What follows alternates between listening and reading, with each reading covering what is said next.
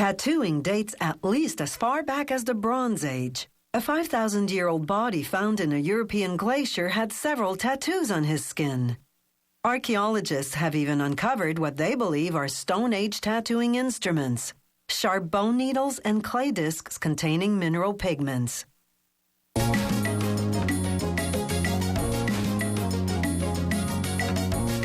Walk into a tattoo parlor and the vast selection of elaborate designs will astound you.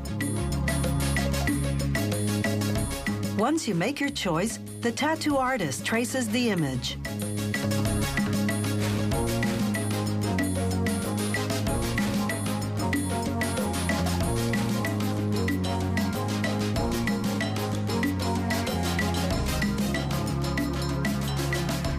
Next, he places the traced image on carbon paper and retraces the lines.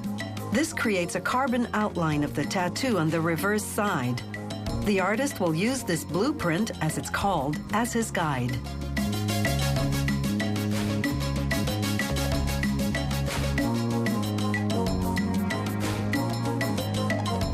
He cleans the customer's skin, then firmly presses on the blueprint. The carbon image transfers easily because the skin is damp.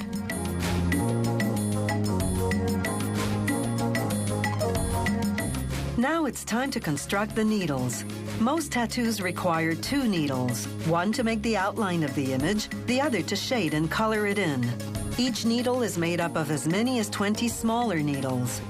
The artist aligns these small needles in a jig, then solders them together onto one end of a steel rod.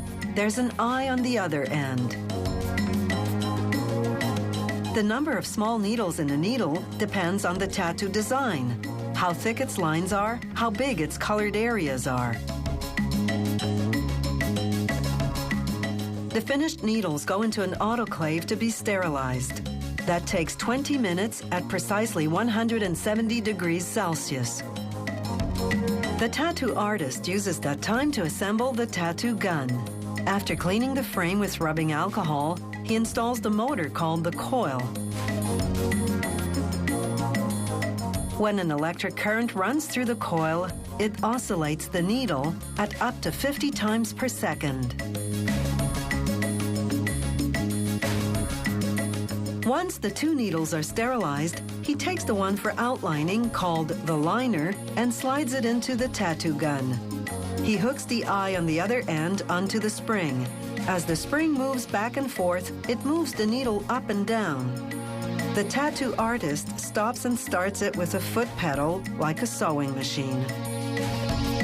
Time to tattoo.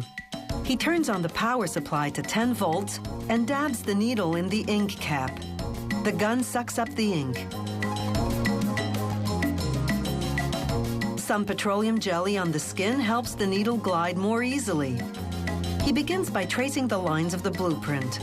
The needle punctures the skin at a rate of up to 3,000 times per minute, injecting microparticles of ink which intermingle with the cells of the dermis, the skin's second layer. The artist continually wipes away the excess ink to keep his work area clean. After finishing the outline, he reapplies petroleum jelly. This seals the pores of the skin and prevents bleeding. Then he changes to the other needle and begins shading and coloring the image with a back and forth movement.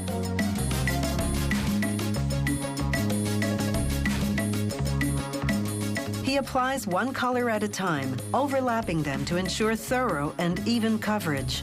The needle can penetrate from 1 to 4 millimeters, and a good tattoo artist knows just how deep to go to create the different parts of the image. For example, he has to inject the outline the deepest, but going too deep can tear the skin and cause excessive pain and bleeding. But not going deep enough misses the dermis and leaves marks after healing.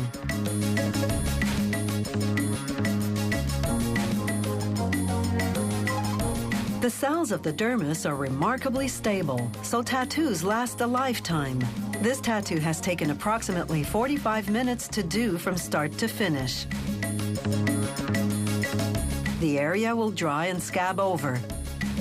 Then, the scab will fall off, and this body art will be ready for exhibition.